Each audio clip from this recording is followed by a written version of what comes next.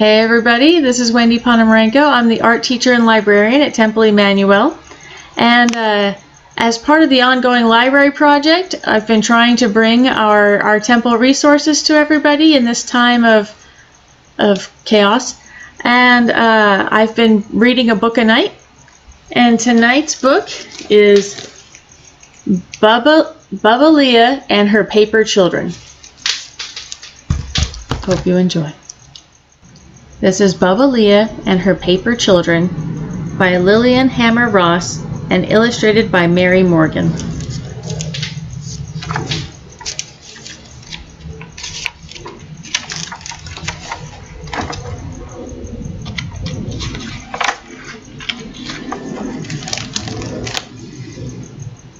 Buba Leah lived in a small wooden house with a large front porch.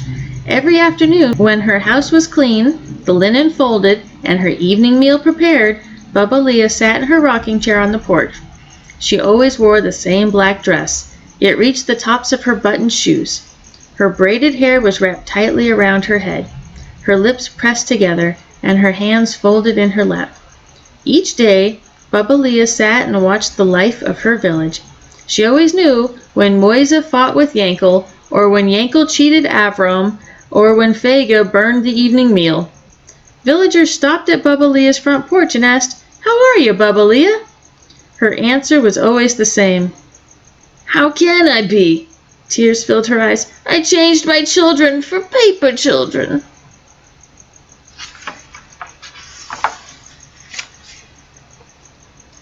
Hava couldn't remember a time when Buba Leah didn't live next to her, just as she couldn't remember a time without her mother, Mima Tova, and her father, Reb Lazar. Hava's friendship with Buba Leah began when she was 5 years old and went to Buba Leah's front porch to play. Buba Leah was Hava's great aunt, and she was as old as a grandmother. She lived alone now, and when Hava came to visit each day, Buba Leah sang, "Oh, my little one," and hugged Hava close. Hava sat on Buba Leah's lap and listened to new stories as the two rocked together in the weathered rocking chair. Hava was certain that Buba Leah knew at least 100 stories, because every day she heard the latest adventures of Avram or Yankel or someone else in the village. And some days Buba Leah described special holidays or explained Jewish history, and she always ended the afternoon with tales of her children in faraway America.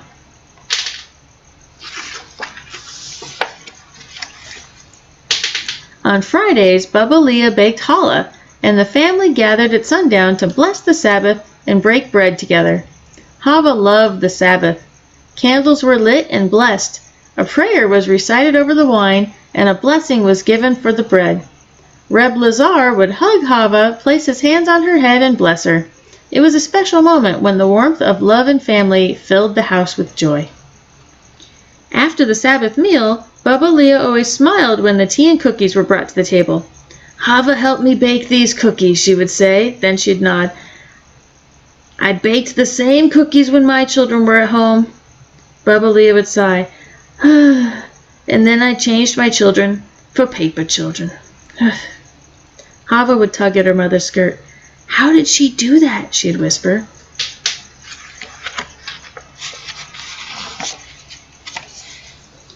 Mima Tova would shake her head and place a finger to her lips. After the dishes were cleared for the table, Hava would explore Buba Leah's house, looking for the paper children, but she never found them. "Where are Buba Leah's paper children?" Hava always asked Mima Tova. "Why did she change her own children into paper?" "You must ask Buba Leah about her paper children," was the answer she always got. But Hava was afraid to ask how Buba Leah could change children into paper. Afraid if she asked, she might be turned into paper and become one of Buba Leah's paper children. And then what would she do? One day, as Hava played on the big front porch, she thought about Buba Leah's paper children. She wondered what paper children were and if they looked like real children. Hava shivered. She was frightened by her thoughts. She wondered if paper children cried or if they missed the sunshine. Were Buba Leah's paper children ever allowed to play on her front porch?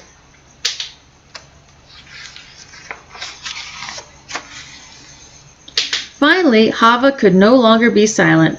She spit on her fingers to keep away the evil eye, took a deep breath, and asked Buba Leah where she kept her paper children. Were they in a secret place in the attic? Did she keep them hidden in the bedroom? Did Buba Leah hide her paper children in the pantry with the jars of fruit and pickles? Buba Leah smiled, went into the house, and returned to the front porch. In her hands was a wooden box tied with a pink ribbon. She untied the pink bow. "Here are my paper children," whispered Buba Leah, as if afraid she would wake them. Buba Leah opened the box.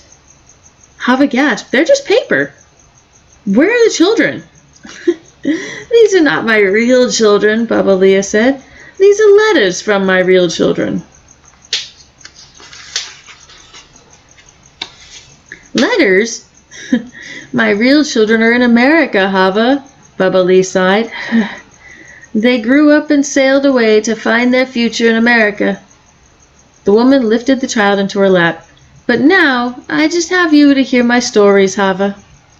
Hava snuggled closer to Buba Leah, glad that she would never be changed into paper. "You see, little one, when the postman comes, he brings me a letter from my real children." Buba Leah smiled and said, "I call their letters my paper children." "Do your paper children have names?" Hava asked. "My real children have names."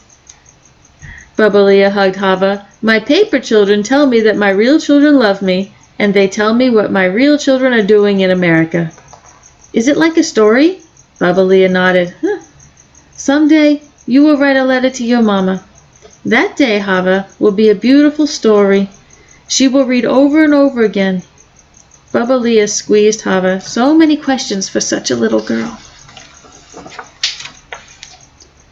The postman didn't come to Buba Leah's village on any special day or in any special week. He just came, sometimes. Horses' hooves would echo on the stones of the village square, and someone would call, "Postman!" and everyone would run out to meet him. The postman rode in a large wagon with a sack of mail on the wooden seat next to him. All the villagers would gather around. The postman would open the sack of mail, stand in his wagon, and call out names. "Bertha, you have a letter from Stanislav," or "Friedel, a letter from Hamburg," or "Yossel, a letter from America." Every time the postman came, it seemed as if Buba Leah received a letter from her real children. She didn't open the envelope until she reached her front porch. Then she rocked in her chair, laughed, and sometimes cried as she read the letter. When Buba Leah finished reading, she kissed the letter and began to read it all over again. After it had been read many times, Buba Leah thanked God that her children had not forgotten her, kissed the letter again, placed it in the wooden box with her other paper children, and tied the pink ribbon with a bow. Other villagers who had reached America also wrote home. Sometimes there were train tickets and ship tickets in with the letters. Then a happy family would leave the village, ride a horse-drawn wagon to the train station in Stanislav, board the train to Hamburg, and depart on the waiting ship. They traveled across the ocean to join husbands or fathers or children and live a better life in America. One sunny day when Hava was 10 years old, she walked to the square with her mother and Buba Leah as they had done for as long as she could remember. "Postman!" was the happy call that had brought everyone out. The weather was warmer, and blossoms had appeared on fruit trees. Neighbors laughed and gossiped as they joined the other villagers to welcome the postman. He stood in his wagon and shouted the names of those gifted with letters. "Buba Leah!" was the last one called. Hava, Buba Leah, and Mima Tova walked home together. "This envelope feels different," Buba Leah said. "How could one paper child feel different from the other?"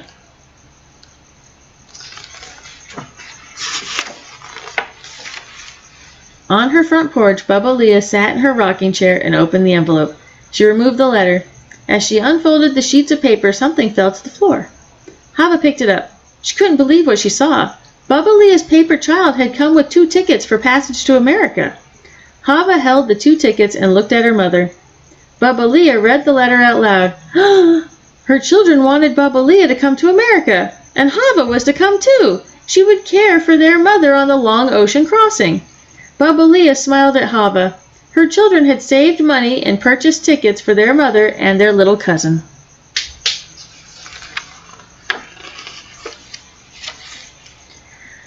Hava thought she must be dreaming. She saw tears fill her mother's eyes. I will leave you and Papa? I will leave my home? My village? Hava hugged her mother, and Mimatova's sadness mingled with Hava's tears of excitement. To America! Hava hugged Buba Leah. Do you know what this means, Buba Leah? Hava danced around the old woman. I'm going to take care of you, and we'll cross the ocean together, and we'll see your real children. Hava took a deep breath. Buba Leah, you and I are going to America. No more paper children? No more paper children! Buba Leah cried. Thanks to God, I will see my real children before I die.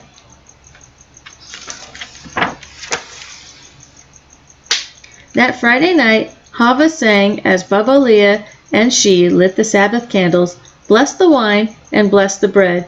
Soon they would be blessing a new year in a new land. She would be starting a new life. What would it bring? She broke off a piece of challah filled with raisins, and the special bread was passed from hand to hand around the table. L'chaim! All sang as they each took a piece of challah and sipped the wine. L'chaim! Hava chewed the bread slowly. She wanted to savor the memory of this beautiful night. She would miss her family and the feelings of love that encircled this Sabbath table. Her throat tightened, and tears stung at her eyelids. She was leaving these special evenings. This was her Sabbath. This was her family. Hava's eyes began to fill with tears, but she wiped them away and took Buba Leah's hand. No tears for us tonight, Buba Leah. Together you and I will sail for America, and together we will see your real, live children.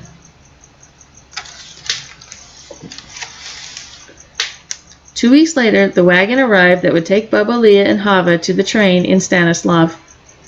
All the villagers gathered to wish them a safe journey. Fega kissed Buba Leah's cheeks. Go in good health, old friend. Avram hugged Hava and Buba Leah so hard the two of them shouted, Avram, enough, enough! Moise and Yankel stopped arguing and called, Mazel tov, Buba Leah! Mazel tov, Hava! Everyone gathered around Buba Leah and Hava as Reb Lazar said special prayers for their good health and safe journey.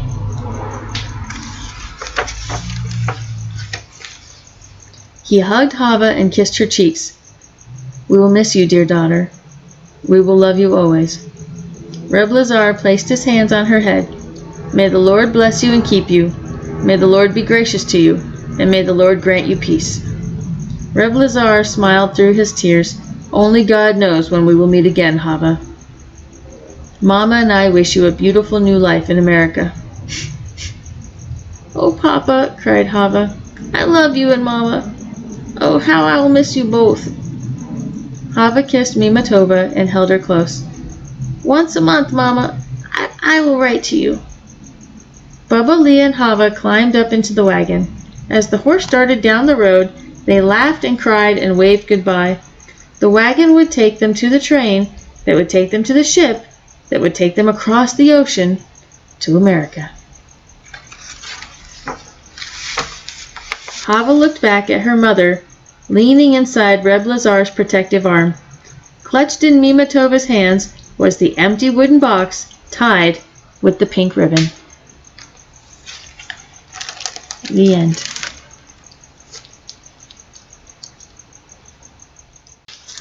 A common theme in a lot of our Jewish children's books, especially regarding immigration, are really centered around the story of Jews coming to America and the journey of going to America, the what it's like to first be in America, the transition, what America is like to them, being new to this place, stuff like that. We have a lot of books, Sun Anala, in America. We have the Leckemacher family, a whole lot of others. It's really common. When Jesse sailed across the ocean, things like that. And the story is always focused on the person making the journey. Whereas this book, Buba Leah and Her Paper Children, focuses instead on those who were left behind, specifically the mom. And that's unusual. This is I can't think of any other book in the children's section that focuses on the one that has been left behind and who's just getting letters and who's just missing her family. And it's nice that she then gets to become that person who's making the journey at the end of the story. But the story doesn't focus on the journey. The story doesn't continue then. The story ends at her leaving the village and going off to this different story, this different adventure. And it's also unusual in that this is focused on an older person. This is focused on a parent. This is focused on a grandmother, who's the one who was left behind and who is now the one making this journey.